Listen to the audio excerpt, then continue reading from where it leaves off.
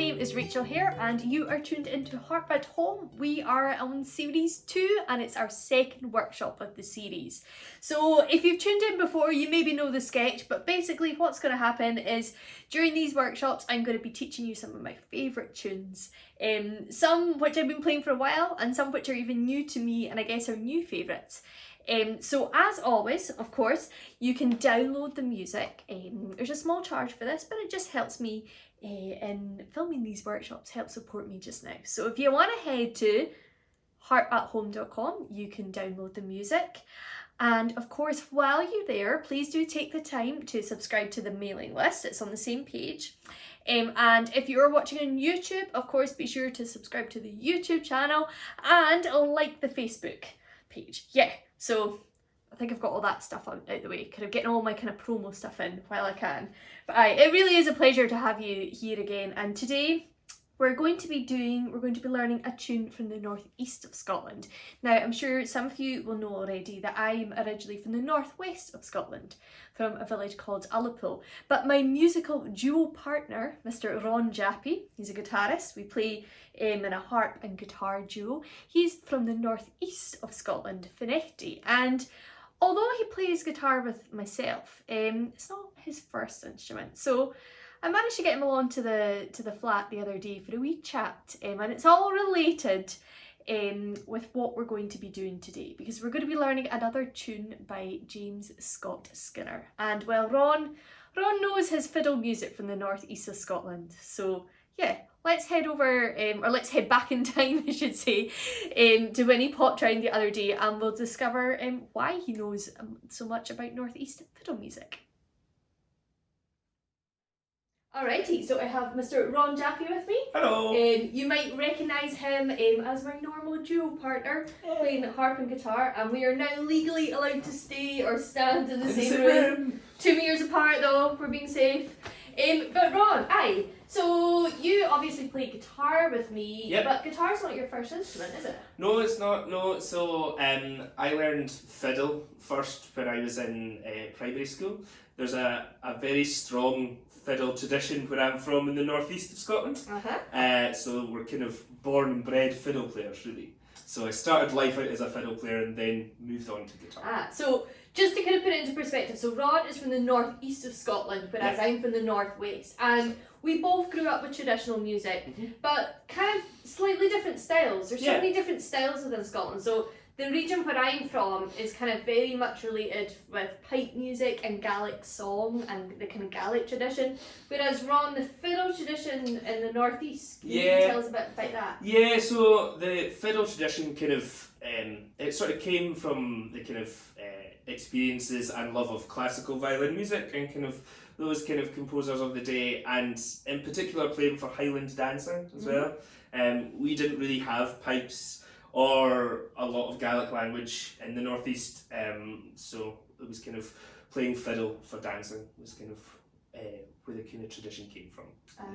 Cool. And there's a lot of fiddle composers, would that be? There's we tend to not really know many composers of tunes related to the northwest tradition, but northeastern some pretty big figures. Yeah, there are, in fiddle music. So James Scott Skinner is probably the most famous of them all. He was from Bankery, just outside Aberdeen, the self-proclaimed strathspey king, as he called himself.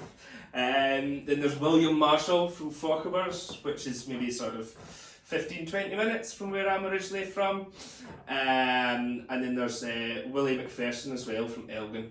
So those are the kind of three kind of main hitters in the kind of northeast region. And then if you move kind of further down the country, you have composers like Neil Gow and Nathaniel Gow who kind of wrote music in the style of the northeast, even though they were kind of based in Perthshire. So influences kind of it's spread out from the northeast. Spread out down. Excellent. Well, we're going to be learning a Skinner tune today, and you're a Skinner fan yourself. Yes, I am. Yes. And I think you're going to play us a few of your favourite Skinner tunes. Yeah, so I'll play a quick march strathspey and reel for you. So the march is called Scott Skinner's Compliments to Dr. MacDonald. That's a mouthful for you there. And then the strathspey is called the Laird of Drumblea. And then the reel is called the Left-Handed Fiddler. Fantastic, great. Let's go.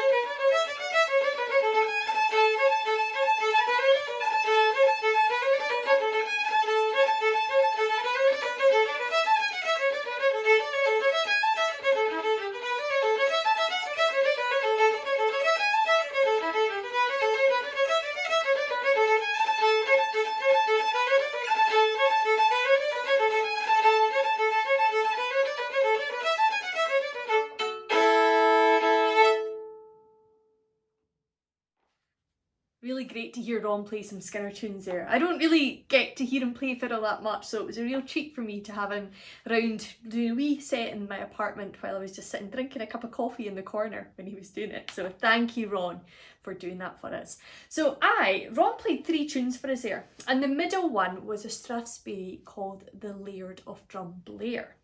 And that's actually related to the tune that we're going to be learning today. We're going to learn another Skinner strathspey. If you think back to the first series, our last workshop, workshop 9, we learnt a Skinner strathspey called Ali Bobo. So we're doing another one because, well, I love a strathspey, I love Skinner tunes. So I thought we might as well do that. And in fact, actually, if you want to nip back to that workshop, you can maybe find out a little bit more about Skinner himself. Because I showed you some kind of like, or I told you about his career and his upbringing, etc. there. But, so the tune we're doing today is called The Iron Man. Okay, and the Iron Man that Skinner is referring to is a tune that the person that the tune is dedicated to, which was none other than William McHardy, the Laird of Drumblair, which is the name of the tune that Ron played, the middle tune. So it's all come full circle. And William McHardy, the Laird of Drumblair, he was very generous to Skinner. He was quite the businessman. I've read that he earned, was it something like £100,000. Now, if you think back to those days, you know, like I think it was late 20th century, that was a lot of money there. He was quite the kind of business magnate. He earned £100,000 in an engineering kind of project in South Africa. So he was known as the Iron Man. So that's why Skinner titled this tune The Iron Man. And he was very generous to Skinner. He let him stay free of charge in a cottage in the northeast of Scotland that he owned. And when Skinner actually composed the tune that Ron played, The Laird of Drumblair, William McHardy was so appreciative of it. He presented Skinner with a cheque for a sumly amount every Christmas to say thank you. So he was very generous to Skinner. So I think the man had a fair few tunes written for him. So we're going to learn the Iron Man today. And yeah, I'll play it to you now.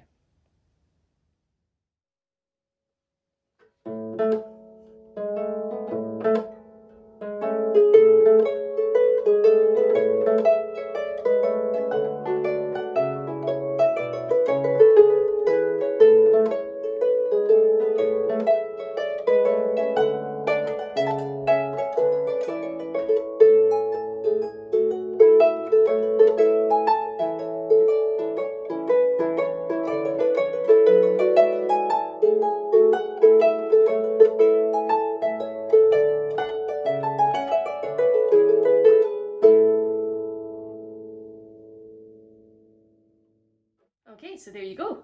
Iron Man. We're going to head over to the green screen. Now remember, you can download the music at harpathome.com, and for this week I'm giving you an extra tune, actually, a wee freebie one, another one of my Skinner favourite tunes, but I'll explain that a little bit more at the end of the lesson. So yeah, let's go and have a wee tune.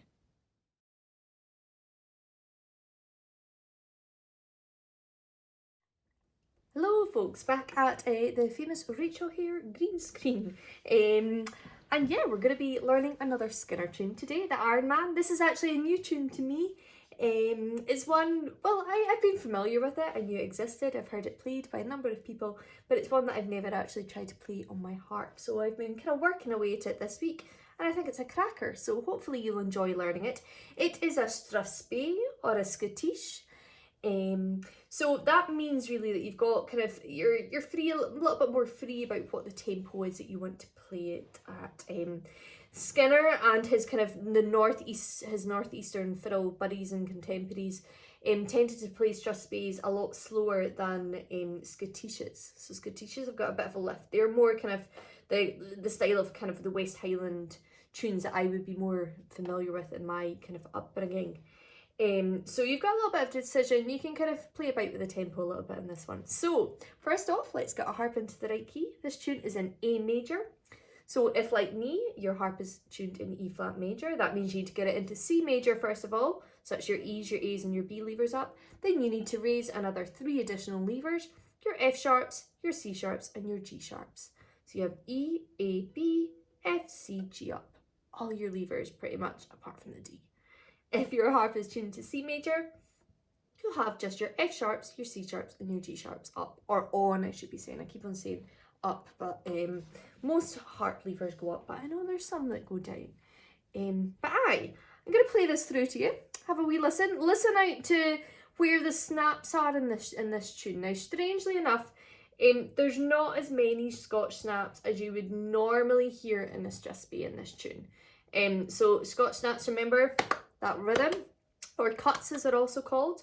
They're notated in music as a semi-quaver with a dotted quaver, or in American language, 16th note with a dotted 8th note. Okay, so have a listen out. There's a few in the first part, but the second part is kind of made up of a lot of triplets, actually. So I'm going to play you the first part to help you get it into your memory.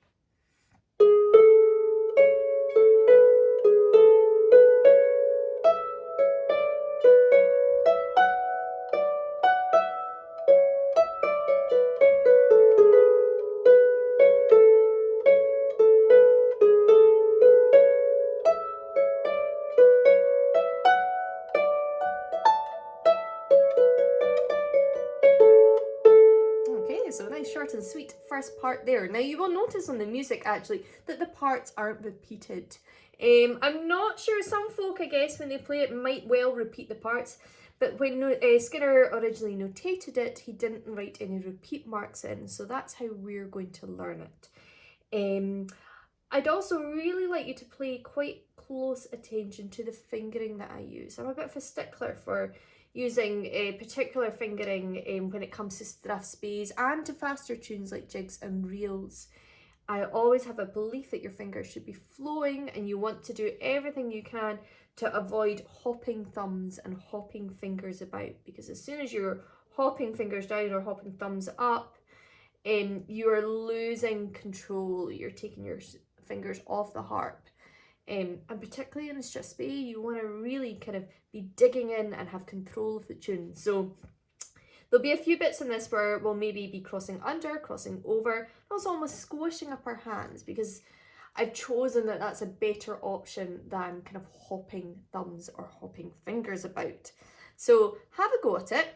Okay, I know not everybody follows my belief with it, but this is just how I would do things. So our first phrase, I'm going to play it through to you, and then we're going to split it into further sections. Have a listen.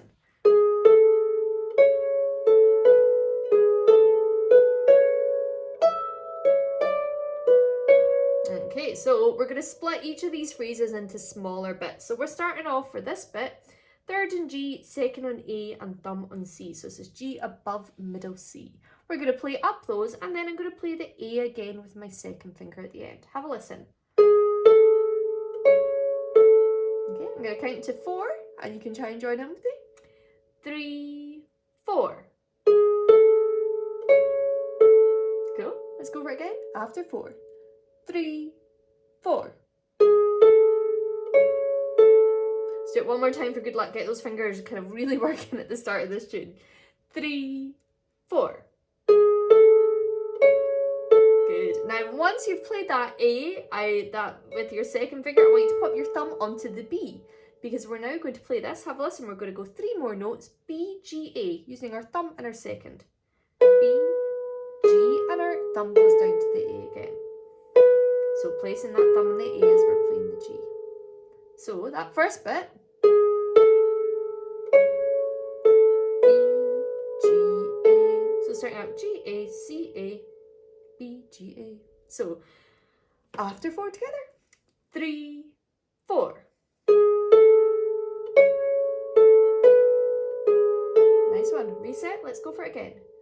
3, 4.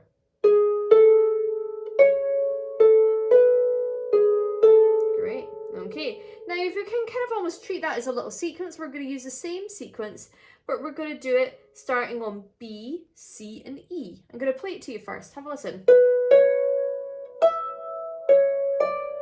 So we're going to have the same notes, but a third up. So third and B, second and C, thumb and E. So we're going to go up these 3 notes and play the C again.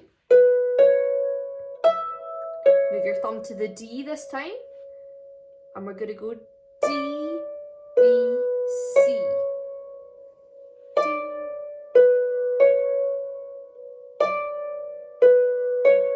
Okay, let's try that section together. So this is kind of like our second half of the first phrase. Although that might sound a little bit complicated if I start naming things like that. B, C, E, with the C afterwards, and then that new little bit. 3, 4.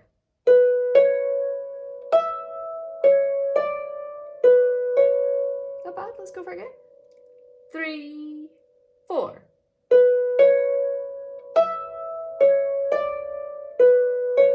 Good work. Let's put it together with that first section that we did. So G, A, C, A. 3, 4.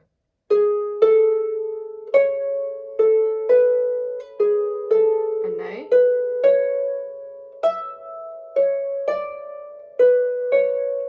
Good. That's our first phrase. One more time after 4. Remember, you can pause, rewind if you need to. Okay. 3, 4.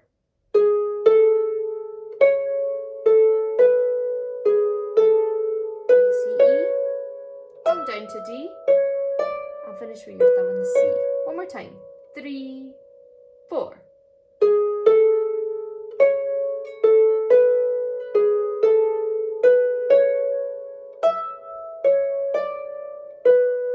Good work. Have a listen to the next bit. We're going to split this into sections. We're going to split it into 3, possibly even 4 sections. I'm going to play it to you first, and then I'll decide how I'm going to split it up as I'm playing it.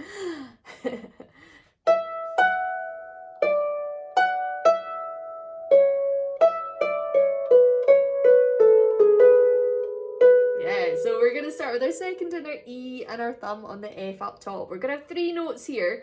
We're going to go. So E, F, second finger on D. So 2, 1, 2. Using our second and our thumb a lot in this first line. 3, 4. Afterwards, put your thumb back onto the F. Let's just do that again and pop your thumb back onto the F afterwards. 3, 4. 1, 2, 3, down, F, E, C. We're going to play down those. Okay, so let's add F, E, C onto what we just did there. 3, 4. F, E, C. Good. Once again. 3, 4. Good. This time pop your thumb onto the E. We're going to go down 4 in a row. So our fourth finger's getting some action at long last here. E, D, C, B. After that, we're going to put our thumb onto the C and play down all the way to the G. Okay, let's just try that together after 4. 3, 4. Go for it again. 3, 4.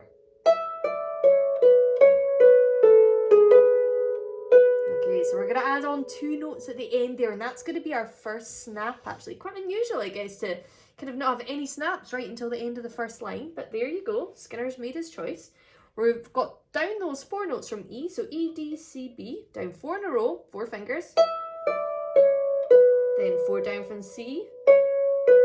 Before you hit that 4th finger with your, or play the 4th finger, the G with the 4th finger, pop your thumb onto the B, because this is where a snap is going to come between the G and the B. And we're going to do another G, or another B, sorry, with my second finger. So going down 4 from C, G, B, B. Let's try going down 4 from E first. 3, 4.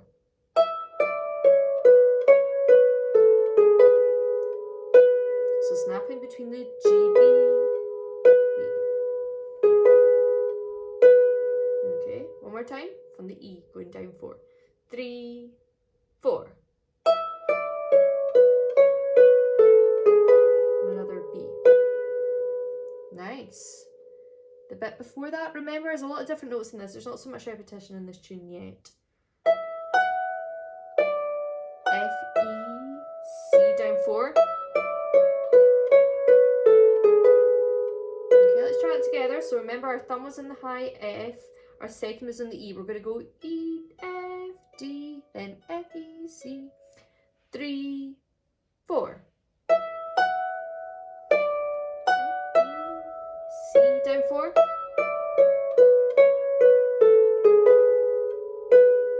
Nice one. Let's go for again. 3, 4. Down 4 from E, down 4 from C, and snap to the G's and the B's. Lovely. Okay, so that's our first line in tune. That's our first phrase and our second phrase. There's a lot of notes in this tune. Okay, doing really well if you're keeping up so far. Let's add on our first phrase. Remember we had G, A, C, A, dun, dun, dun, B, C, E. Remember we had the sequence? Okay, let's see how we got on. Remember you can pause and rewind, slow down even if you need to. After 4, 3, 4. B, C, and E. Our second phrase that we've just been working on. Down 4 from E now. And snap. Not bad. Okay, let's go for it again. After 4, 3, 4.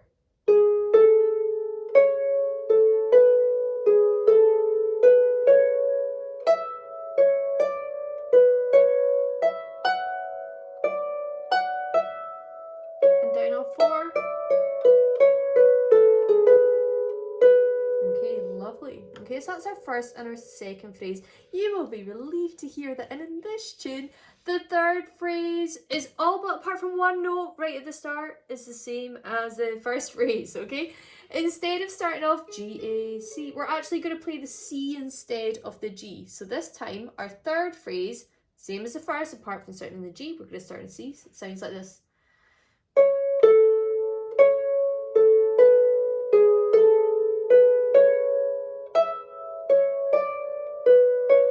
Okay, so we're starting on our thumb is on the C. After 4, we're replacing the G with the C. 3, 4.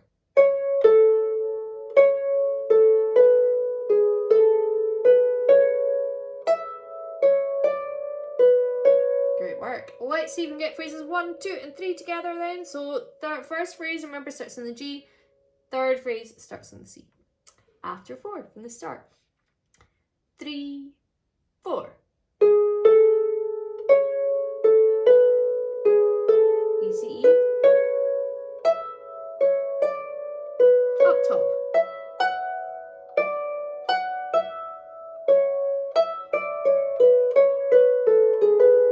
Start on the C now. C, A, C, A.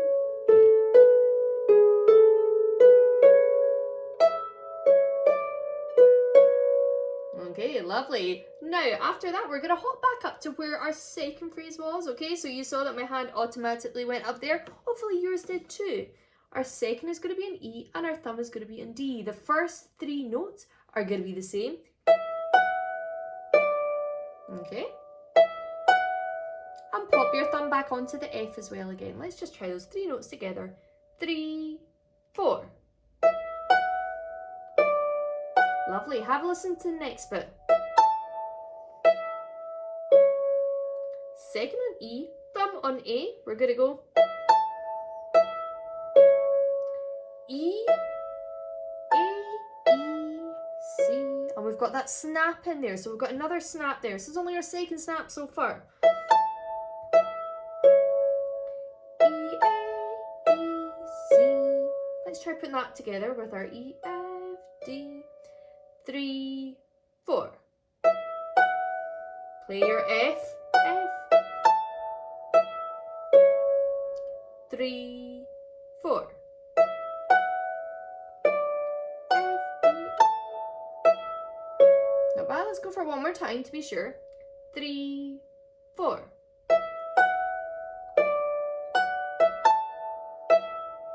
Good. Now this is one of the wee bits that I was kind of referring to earlier, talking about fingering, where we might kind of do a little bit of squeezing fingering together, and this is about getting measures, getting bars to flow into each other, okay? It will feel a little bit strange the next bit when we do it independently from the bit that we just did, but when you match it up, it will make sense. So what's going to happen now is we've just done that, or sorry, pop your fourth finger onto the B, because we're going to go 3 up from the B, but to make kind of more sense, we're going to go B, C, D, because we want our thumb to be ending on the D there. So it'll feel a little bit strange that it's not going up 3, but if you had that, you would have to hop your 3rd down. That's not what we want to do. So that's why we're using our 4th finger there. 4th on to B, up 3 in a row, but we're going to use our 2nd on C and our thumb on D. Go down the same 3 notes, but let's change over to our 3rd finger on the B this time. So we end up going 4, 2, 1, 1, 2, 3. Okay, that might feel a little bit strange, but for me, that's what works best for this little bit. Let's get as far as there from that ending phrase so far. So dun, dun, 3, 4. 4th on to B, up 3, down 3 from D, and we're going to have another snap here. C, A, thumb on C, 2nd on A, and another A with our 3rd finger to finish off the part. So it's going 4, 2, 1, 1, 2, 3. Let's go for that bit. Dun, dun, dun. 3, 4.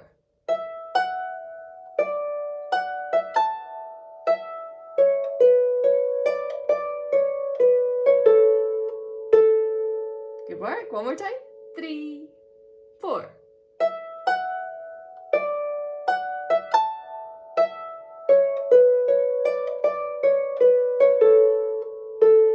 Nice. Okay, so that's all of our first part. So to remind you, the first phrase, G, A, C, we went up those, finishing on A, then B, G, A. It was a little sequence, so everything up a 3rd.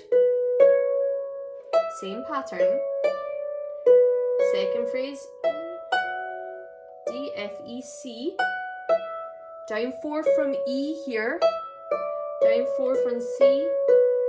And then your cut with your G and your B's. 3rd phrase, same as the first, except you're using the C at the start instead of the G.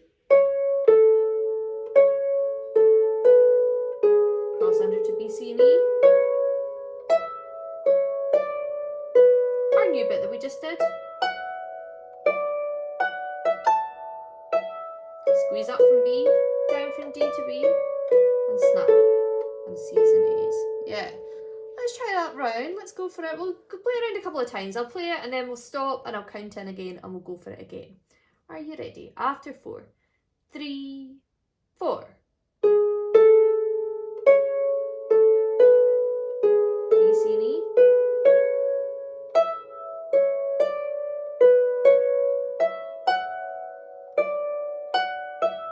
Down 4 from E.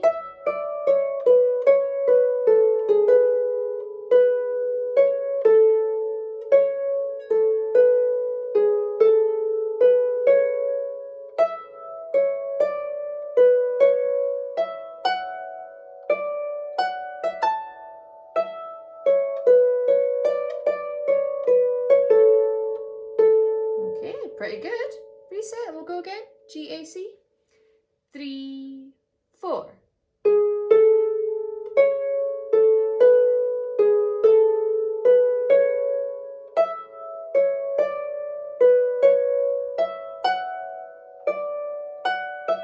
Down 4 from E.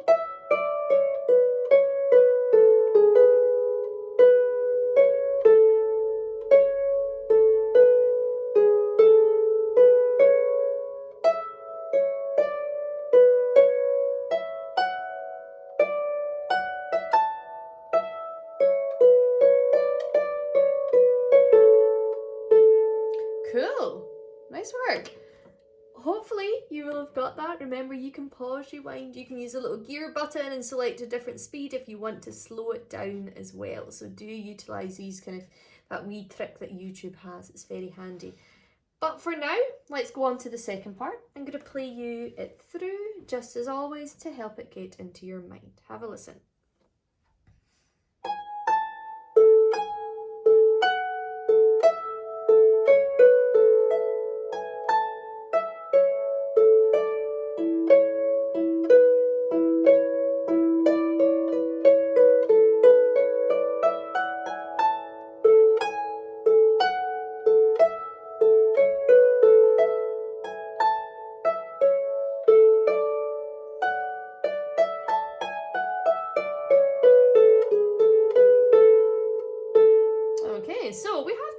of repetition in this part.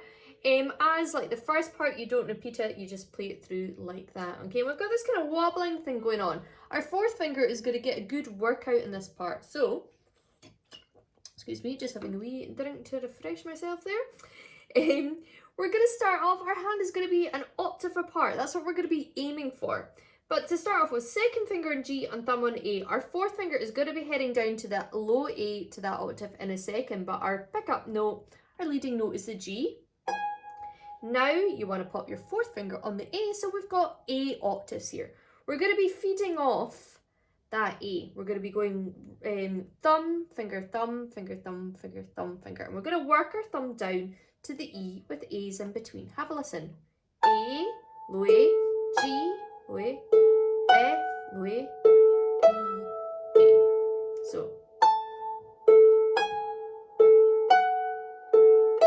And I'm always using my fourth finger. I mean, some folk might change their finger, but I kind of like that muscle repetition thing. So that's why I've chosen to keep my fourth finger there.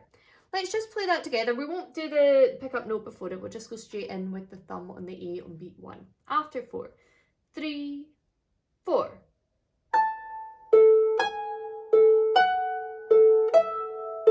Let's go for it again. 3, 4.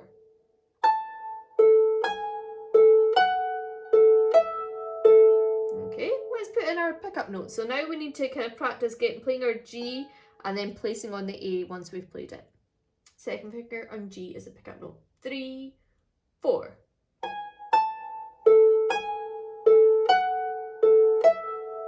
Good. Now this is one of these bits that might feel a little bit strange at first, but you'll see why I'm going to do it. I'm going to go down C, B, thumb on C, second on B, and I'm actually going to pop on my fourth finger. Now that will feel a little bit strange, but the reason I'm popping on my fourth finger is because after we play the C, B, we're going to go up A, third on E, second on G, and thumb on the top A at the top there, okay? So that's a big stretch. If I'd use my third finger, I would be running out of fingers there. I could cross under if I wanted. For me, that's close enough to kind of almost being an arpeggio, hence why I'm using the fourth finger. That's what I've chosen to go for. Sorry, babbling on about fingering there. Almost my kind of one of my favourite topics of harp playing. Anyway. Right, back to the tune. Sorry. Thumb and C, second and B. Fourth finger's about to go onto that A.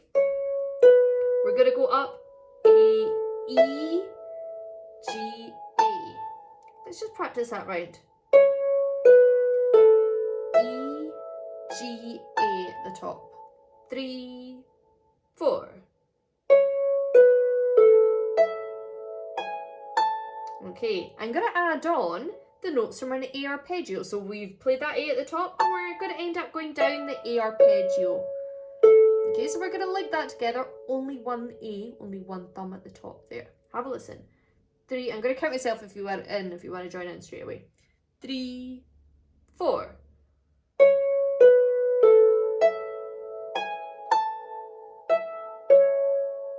Good, so the way I'm placing that on, I'm almost kind of placing the octaves on and then placing the 3, 2, 1 on after I've played the low A.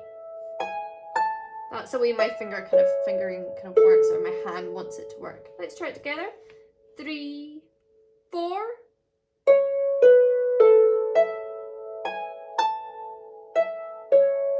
Good. Let's add that on to our bit before with the G and then playing down. 3, 4.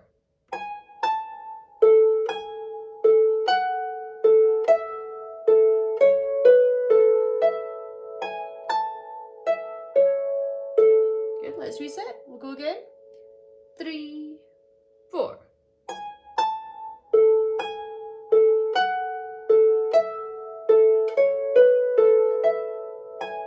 Great. Pop your thumb onto the D now, and your fourth finger onto the E. We're going to be playing off this E. Same idea as we had before, okay? But this time we're going to go D, and the E's are going to be in between. We're going to have a D, C, B, and back up to the C. So a little bit different. So we're going down, D, down to C, down to the B, and back up to the C. Let's just try those 8 notes after 4. 3, 4. C, E. Okay. let's add that on to what we have so far. Pick up notes and then we're playing off the A. 3, 4.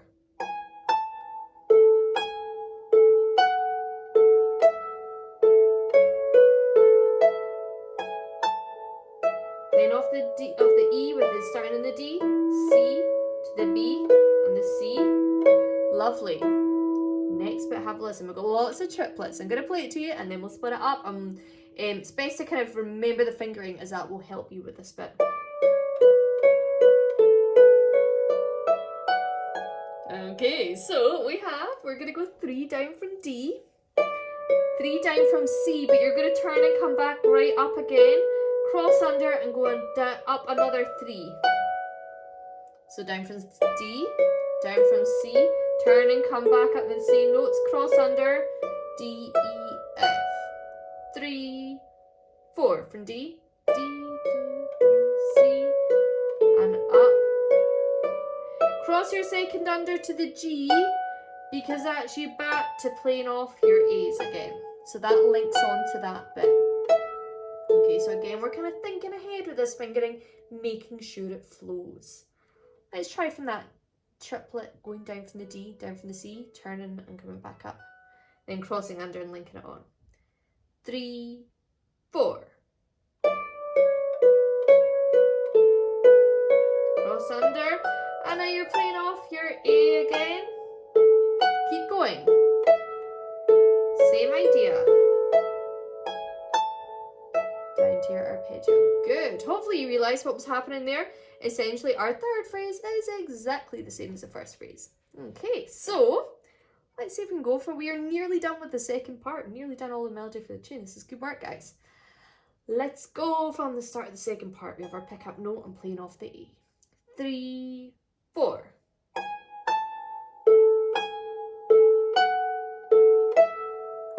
D, C, squeeze up. D and the E's. Down 3 from C and turn and come back up again. Here we go again. Down C, B, A. Down your arpeggio. Okay, just watch out for that bit. Remember how that goes? C, B, 4th onto A. Then you're stretching up and you're going up E, G, A. E, G, and down an A arpeggio. Remember, an A arpeggio is A, E, C, E. Don't think I explained exactly what an A arpeggio was earlier.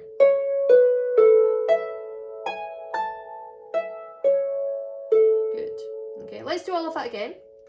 3, 4.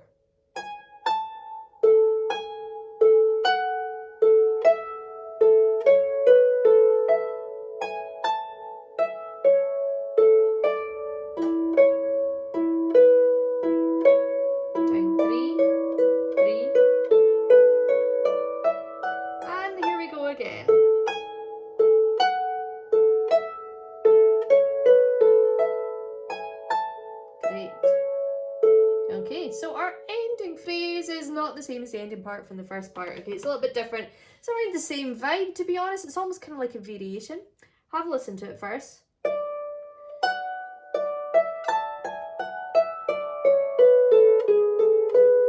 Okay, but we've got a lot more triplets in it. This second part is got lots of triplets in it, so that's reflected in the ending phrase here. Second on D, thumb on F. We're going to go D, F. Afterwards, pop your third finger on D. So we've got D, F, third onto D, second on E, thumb on top A. And then we're going to start to come down from the A in groups of 3s. We're going to go down 3, cross over, go down another 3, down another 3 to the G. Let's go around all of that again. So we have second on D, thumb on F. Is our first triplet here, which is going to go D, E and up to the A. And now we start to come down groups of 3. Cross your thumb onto E, go down 3 from E, down onto the B, down 3 from B to the G. But this time I want you to come straight back up and 2 A's. Okay, let's go around all of that slowly again. 3, 4. D, E, stretch up to the A, down 3, down 3, down 3, up 3 from G, and 2 A's. Yeah, one more time after 4. 3, 4.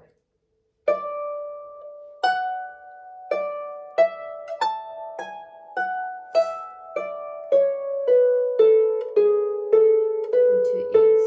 Good work. Nice. Sweet. Let's play off the second part then. So we're G at the start and then playing off the A. 3, 4.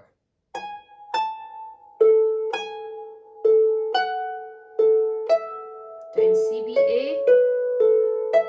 And down that A arpeggio. D, and playing off the E now. Down 3 from D, from C and all the way up. Cross under and away we go again.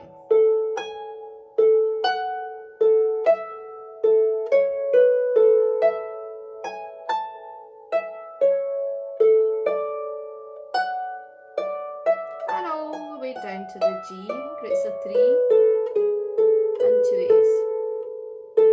Cool. One more time after 4. 3, 4.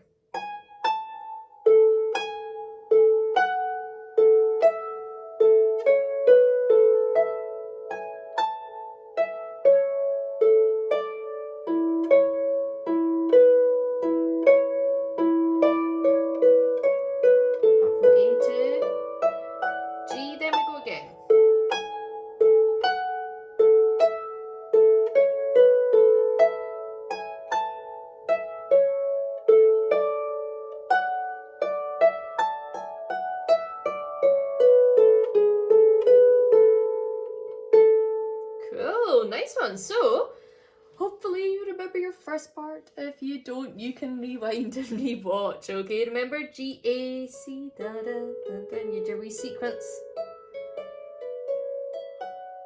There's a lot more notes, I kind of feel. It isn't as kind of repetitive, and it's not got as much of a pattern I find the first part.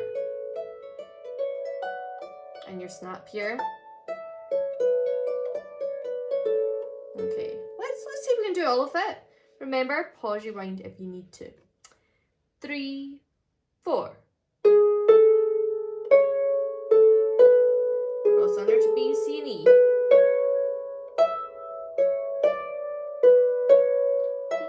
F, G, down 3, down 4, and snap G's and B's. C at the start, remember?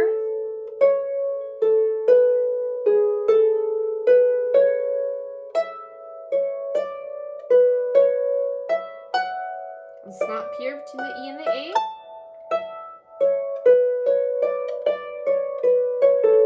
On to the second part, playing off the A.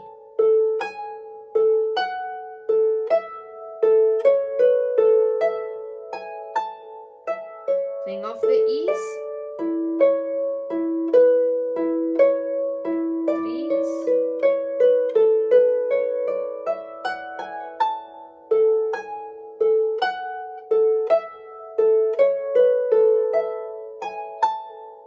Ending now. D, F, all the way down to the G, and back up to the B, and 2 A's. Nice work, lovely. So, left hand. Now, there's quite a lot of left hand to this. I'm going to teach you the advanced version. Do not worry if you cannot play this straight off. Okay, there is some kind of quite tricky stuff going on. There's a lot of rhythmical ideas, and hopefully we'll give you an idea actually on the kind of stuff that you could do in your own arrangements. It really does work though with this one if you want to stick with the easier version that's in your PDFs. Okay, it's such a rhythmic tune and there's so many notes in it.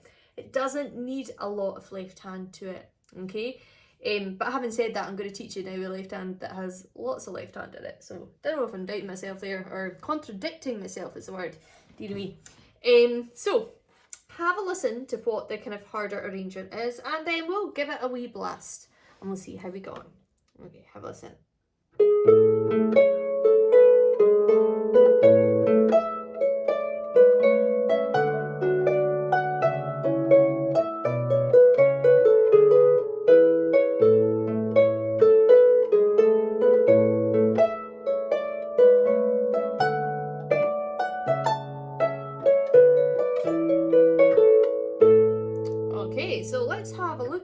first part. So we've got some kind of little funky bits going on. We're going to start off with a split A octave, okay? Now if you want, you can just play it straight like that, but I quite like it if you damp it, okay? Just keeps things nice and crisp. And I guess because in this strathspey, there's not that many cuts, by kind of almost cutting those notes short a little bit, that's kind of hinting at that with those A octaves.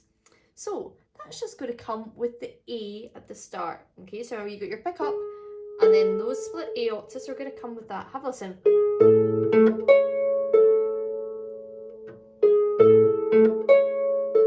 if you can get it. So I'm really damping my thumb, placing my finger and my thumb straight back on, flat hand for this.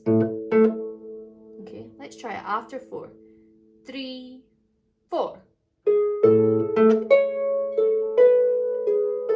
Let's go for it again. 3, 4. Lovely. We're going to have that same A octave in the same part of the next sequence, so it's going to come with the C this time. So A octave with the C. Let's try the new little bit. A octave with the C. 3, 4. Exactly the same way. Again, that new bit. 3, 4. Great. Okay, so we're introducing this left hand gradually.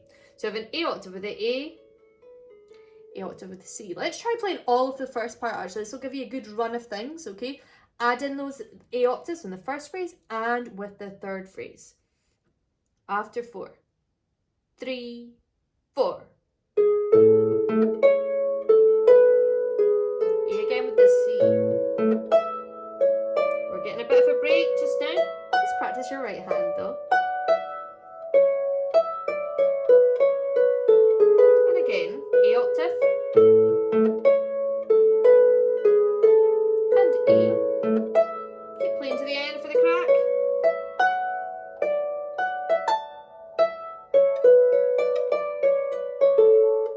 Okay, let's make it a little bit more fancy. Have a listen to what's going to happen. Ooh, some kind of close harmony bits. Have a little go of this. 3, 2, 1. On G, B, and G, A, and B. Okay, that's going to come in unison when you're playing those notes with the right hand. Now, actually, with the way that I kind of figure things on the right hand, we're going to have 2, 1, and then it links on to the next bit. Okay, I've chosen my left hand. I tend to play 3, 2, 1. If you want to play 2, 1, and then use your third finger, sometimes that kind of like using your fingers in both hands at the same part at once in both hands kind of works quite well for people. Try that if you want. I personally am going to go 3, 2, 1. Okay, so it will sound like this. I'm going to do it slowly. G with the G, A with the A. Your B comes at the start of the next phrase, and then your A octave. Okay, let's see if we can fit that in nice and slow. 3, 4. G, A, B, A octave again. And now we're going to have the same idea here. Have a listen for what comes next.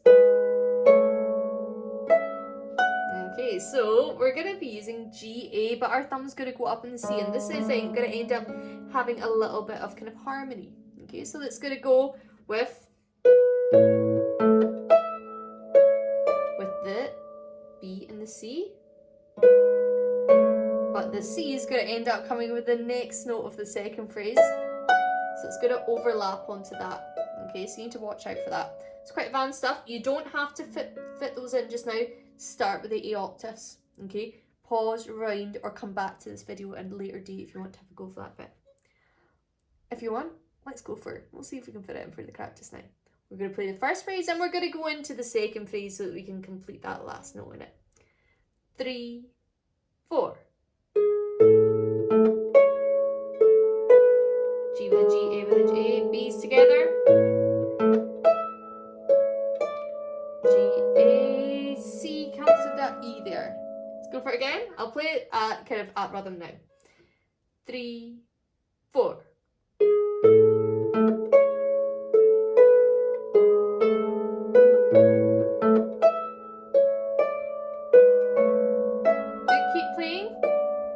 because it's going to happen with the third phrase, exactly the same as the left hand. And again.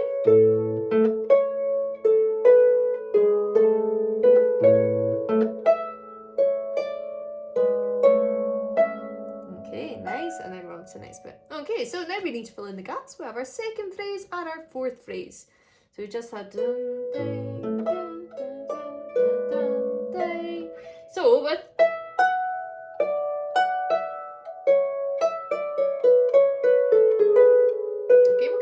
two separate patterns of this. We're going to have a D octave, a D, a low D, which is in, so I guess it does create an octave, but we're going to play an F with that top D, so it's going to be a third actually. So really I should be saying a D and a D third. Nice messing with your heads today, folks. So low D up to a D third, so this is really in the middle of your harp, kind of top end of the bass, C to C third. So we're going to go dun, dun, dun, dun. D to D third, C to C third. Okay, so I'm going to leave off the last note of the left hand from the first phrase just for just now. The D's are going to come with the F here, so it's going to go with the F. So you play it to the whole of the F before you play your next bit. 3, 4. Your C is going to come, your C pattern is going to come with the E here. Okay, let's try it together. So D with the F, C with the E's. 3, 4.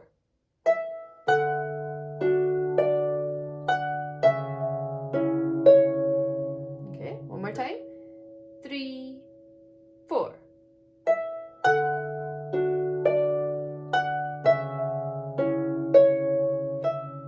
Okay, then our next bit we're going to have a lot of octaves. We're going to have 4 octaves in a row. I'm a fan of an octave run, I'm sure you've realised by that now. Octaves B, C, D, E. Flat hand, consider it damping. We've talked about that before. Flat hand, damping as we slide on up to the next one. We have our 4 notes going to coming down, okay? This is going to come on the beat, so it's going to go, the B is going to go with the D, C with the C here, D with the G at the snap, and the last E octave goes with the last B.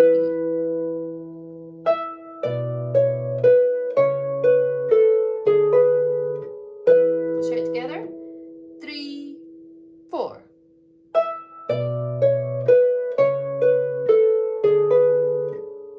Again. 3, 4.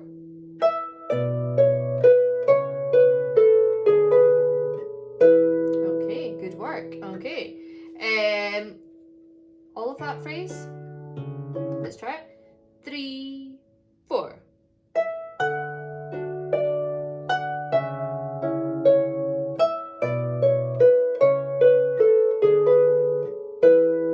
Good. Okay. So that was our second phrase. We know our first phrase, and our third phrase is the same left hand as the first.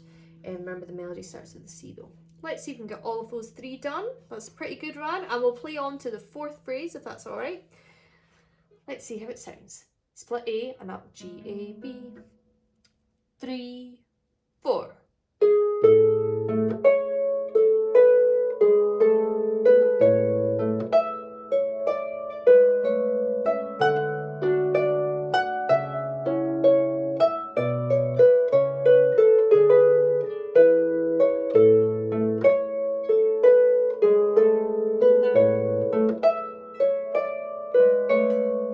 Listen to this next bit. Octaves again. Okay, so do you remember your melody for that bit with the cut? 4th on to B. Rewind if you need to. Split D, split C, so split D, flat hand again. Split C, straight D and E. 3 off and A. So D, D, D, D, now C. Straight D and E, D, E, and finish off 3 for A on the 4th beat. Okay, so the split D is going to come with the F and the D. With the D now. C comes with the snap here. With the E here. D with the B. E with the D on the way down. And with the second A, the A octave. So it's going to be very much on the beat. We've gotten something in every beat apart from beat 3 of the last measure, last bar. After 4, let's go for that. 3, 4. Split C, D, E. One more time. 3, 4.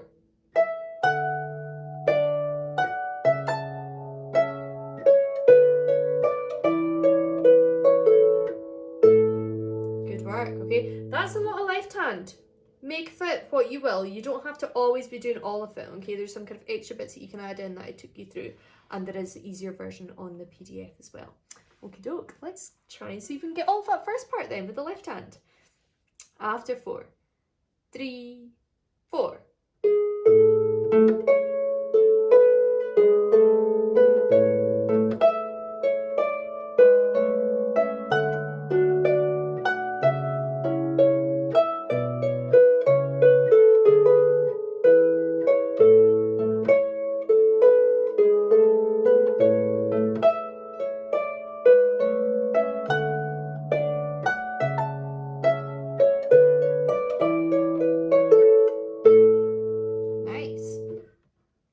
So, left hand for the second part.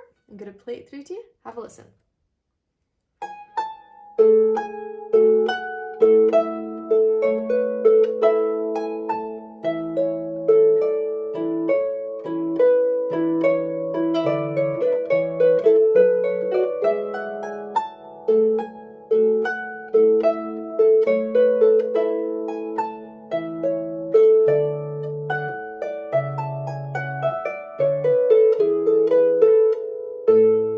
So again, there's a lot going on here, and I'm going to give you options even with this harder part. Okay, we are starting off, we're actually going to start in an A7 right in the middle of the harp. So the C is in the middle of these two notes that you're going to be playing. 4th and 8, thumb on G. Okay, we're going to be going an A7, an A and a G. Drop your thumb down to the F and thumb down to the E. Now I tend to just keep my 4th finger on that bottom A. You might want to change fingers. So 3 chords there, and they are going to happen when you play your A. So it will sound like this. Okay, it might sound a little bit jarring, but it's okay because it resolves itself, and I quite like that. Okay, so you have it with all the A's apart from the last one. Let's try that together. 3, 4. Yeah, one more time. 3, 4.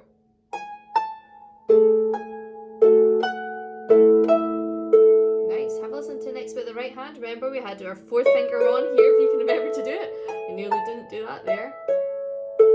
Okay, we're going to split the A. Okay, split A158. 4th finger on A, 2nd on E, thumb on A. Okay, that's going to go on beats 1 and 2. So it's going to go 1. So the bottom part of that chord will go with the C. When you hit the E, that's where your E and your A come. I'm going to add in, if you can here, add in an E octave with the E. So that's hinting again of syncopation. Okay, so our first part had lots of syncopation. Then we suddenly went straight there. And then syncopated again. Okay, sure you've realised a lot of the time when I kind of play about syncopation, I kind of waddle between the two. It's kind of like on edge and we're safe, on edge and then we're safe. It kind of, yeah, living life on the edge literally with syncopation in the harp. There you go. Let's add those two bits together. So the A and the 7s. 3, 4. Split A158. E octave with the E octave. Nice. I'm going to speed on because I'm aware that this workshop is going on quite on. Remember, you can pause, rewind if you need to. Next bit, similar idea. We're going to be in an E7, E and D. Drop the thumb to the C, but this time we're going to put our thumb back up to the D. So E and D, E and C, E and D. So it's an E7, an E6, an E7. And that's going to happen with the E's, the first 3 E's.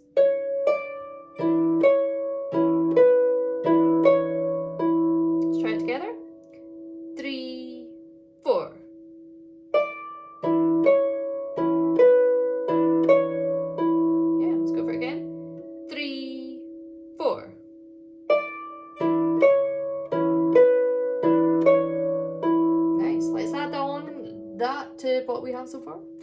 A7, 3, 4. The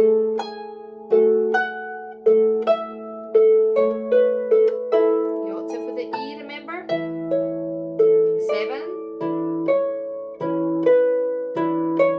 Good. Play on. Now this bit is quite challenging. On the music you'll see I've done dancing octaves. If you want to do them on the beat, go for it and work your way up to doing the dancing. So the dancing is 4, 2, 1, and I'm splitting them and going 1, 2, 3, 1, 2, 3, working with the triplets that are going on in the right hand. So you need to count on 1, 2, 3, 1, 2, 3, 1, 2, 3, 1, 2, 3. So it's going to go with the thumb and with the third. 1, 2, 3, 1, 2, 3, 1, 2, 3, 1, 2, 3. Okay, so it's actually with the thumb and the third for the first two, then it gets a little bit off sync. But if you try and count that rhythm, you should be fine with 1s and 3s. 1, 2, 3, 1, 2, 3, 1, 2, 3, 1, 2, 3, and then you're back in. Okay, so you'll notice this on a lot of strathspeys. Rhythm wise, you have triplets. Okay, they've got these snaps and the triplets. There is lots of arguments which kind of say strathspeys really should be written almost in kind of in 12/8 in groups of threes. I've had many an argument with jazz players, jazz double bass players for some reason, but it makes most sense to write it out with dotted quavers and semi-quavers, because it's, although they're not strictly played exactly like that, they almost are played in triplets, the whole tunes. But my goodness, that's our rabbit wanting to get into that one, I tell you. Let's try those dancing octaves. D, D, E, E, F, F, G. Okay, but you can do them straight if you want. D, E, F, and G. After 3. After 4. See, I'm talking in triplets now. Jeez, oh. 3, 4. 1, 2, totally got off of one today, folks. Sorry about this. Next bit is the same as we had before. So you got your A7s again. Split A. And this time we're going to do an A octave actually with the E instead of an E. Okay, let's just try that bit together actually.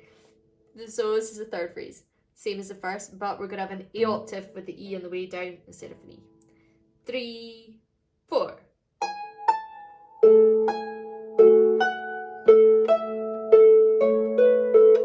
A octave low, A with the E.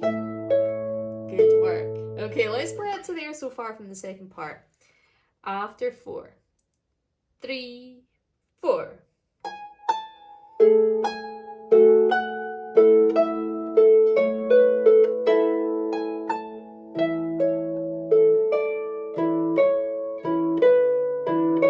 Dance.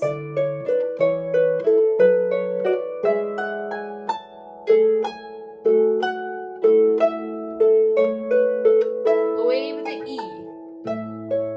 Good, we're on the home stretch, we're on this final phrase. Have a listen.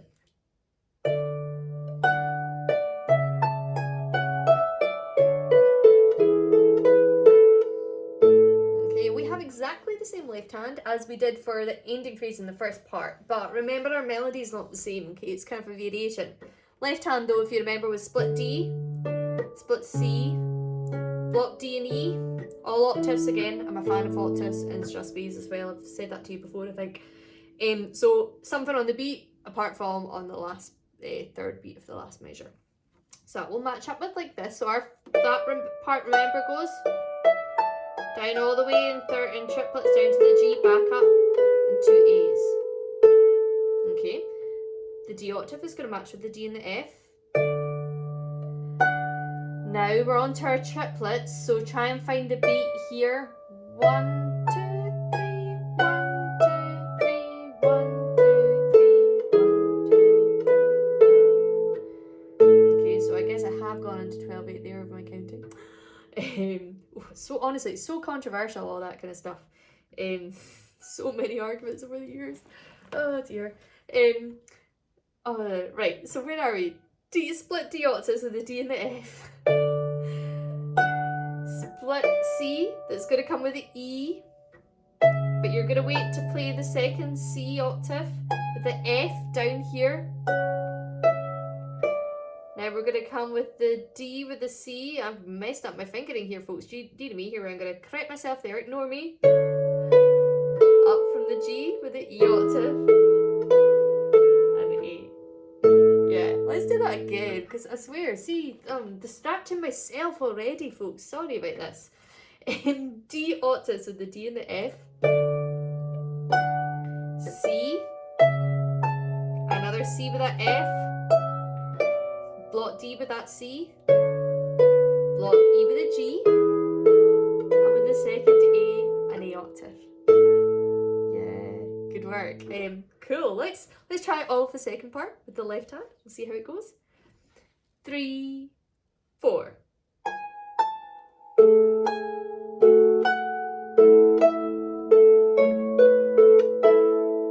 E with the E.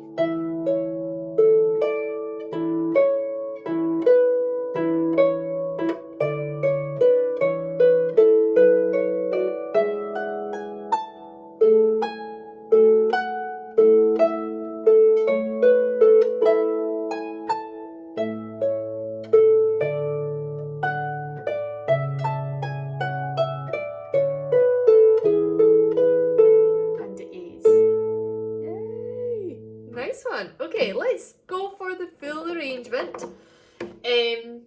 Yeah, you ready? So split A. Dun, dun, dun, dun. And then D to D third, C third. Then your octave run. Okay, and then third phrase, same as the first, same ending left hand. Cool. You'll be grand. You'll be good. Full of confidence. After 4, sorry, D to B. 3, 4.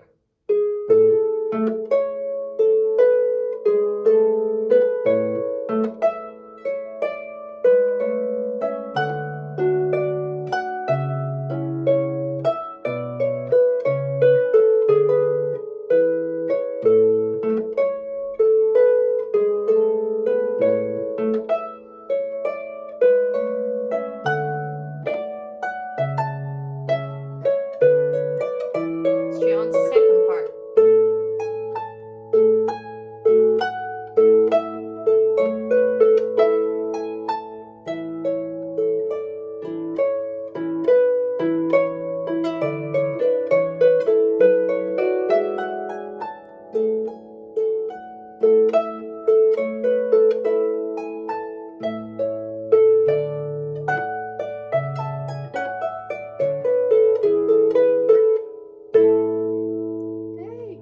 So, I hope you've enjoyed that. Another cracking Skinner tune. He really did write a good number of some fantastic tunes. And remember, as always, go to the website. This is it here. And you can download the music. I have given you a wee freebie along with the music for this one. I'm going to give you the arrangement, a very straightforward arrangement of my favourite. Well, no, it's not my favourite tune. My second favourite Skinner tune. I think my favourite one is Duke of Fife's Welcome to D-Side. You might have seen some videos of that around.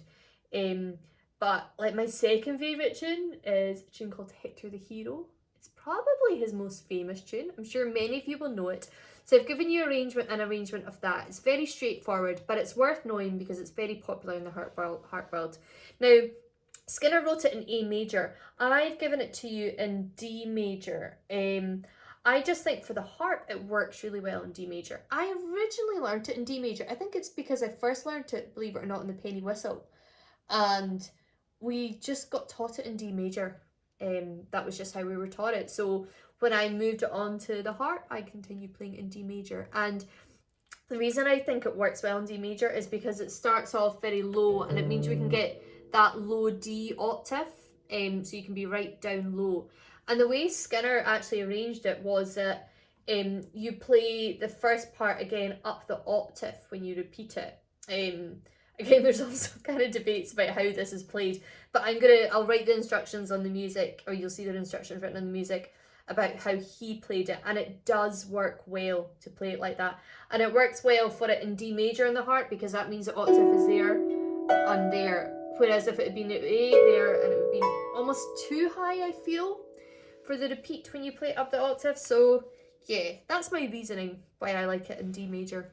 But challenge yourself, play it in D major and then try and see if you can transpose it to A major. So aye, grand, well done folks. As always, we will have a wee blether section. We'll have a wee bit of a shorter one today because it has been a bit of a longer lesson and you're probably all gagging to kind of go and get a wee cup of tea. So pause this now actually if you want to go and get a cuppa and then join me over at the blether section.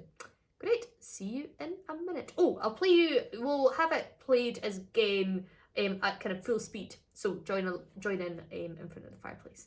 See you soon.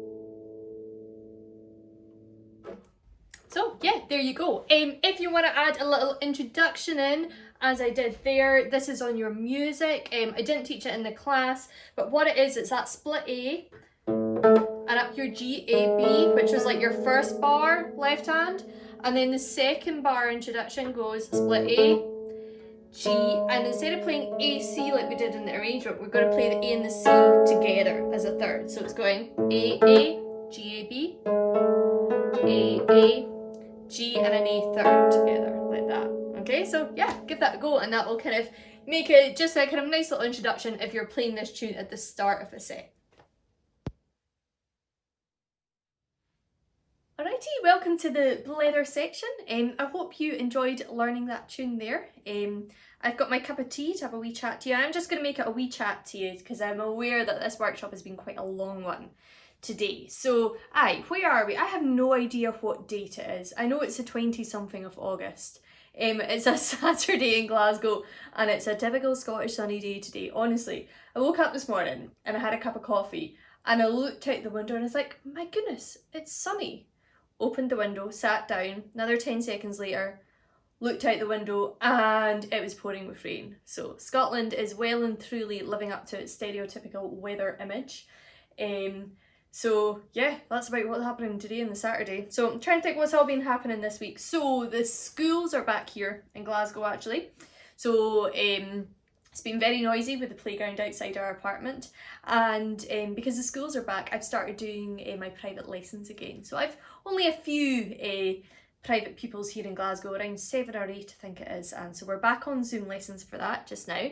And it's been really lovely actually. It's been a few weeks since I've seen my students, and because they're back at school, they all have stuff to talk about, which is really nice. So the big moans this week has been about the one-way systems in school, because for COVID safety, they're all going one way round. And then if you accidentally go past your classroom, you have to go all the way and you have to go up and then along and then down. And just put it aside, these kids are getting their steps in. They are going to be super healthy by the end of the year because of all these extra steps. If they accidentally go past their classroom. So although one of them, who shall remain nameless, was kind of going on about there's one of the days that she's loving it because there's a really long walk between the classrooms and they use that as an excuse to be late. So they just really take their time. So yeah, it's hilarious what they're going on about. So it's been really lovely to catch up with them. What else I've been doing? I have been going out for lunch a few times. We've got this kind of, the government have introduced this thing here, Monday to Wednesday. You can go to restaurants, cafes, even McDonald's, anywhere. And if you sit in, you can get 50% off your meal. So I've been doing that a few times. I went to, there's a lovely Italian restaurant near us. I went there with my pal Joy, and then actually the day after, me and Joy went out for afternoon tea at Sherbrooke Castle Hotel. So Sherbrooke Castle is a gorgeous country house in the south side of Glasgow, and their afternoon teas, honestly. Me and Joy are now ladies that lunch. So this is our new thing.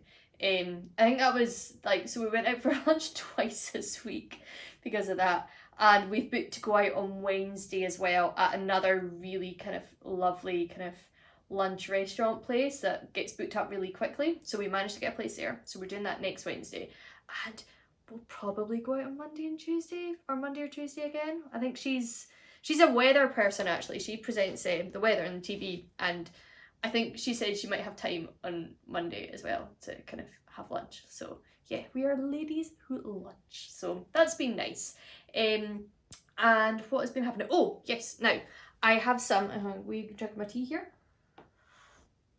I got a delivery of some new merchandise a few weeks ago. I will show you. I've got new wee button badges. These ones, some of you, if you've been at a workshop with me or a festival, you might have seen these before, little kind of harpy badges. And I managed to get some harp at home ones done. So yeah, I will be giving these out at future workshops and festivals and the likes.